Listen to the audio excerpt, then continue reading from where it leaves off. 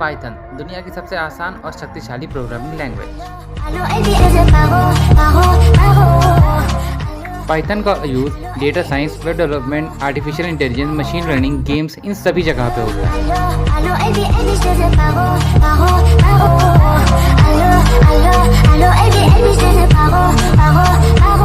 नमस्ते दोस्तों, lazy orbit में आपका एक बार फिर से स्वागत है। आज हम लोग बात करेंगे पाइथन के बारे में।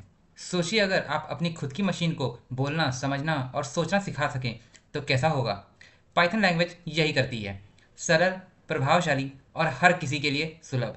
चाहे आप डाटा साइंस में महारत हासिल करना चाहते हो, वेब डेवलपमेंट का सपना देख रहे हो या आर्टिफिशियल इंटेलिजेंस में कुछ करना चाहते हो, पाइथन है आपकी पहली पसंद। तो चलिए शुरू करते हैं पाइथन की इस शानदार यात्रा को आपके साथ आसान भाषा में। If you are enjoyed this video, then don't forget to like and subscribe. And yeah, hit the bell icon so you never miss video of our new Python tutorials. See you in the next video. तब तक के लिए bye bye. Happy stressful coding to you all.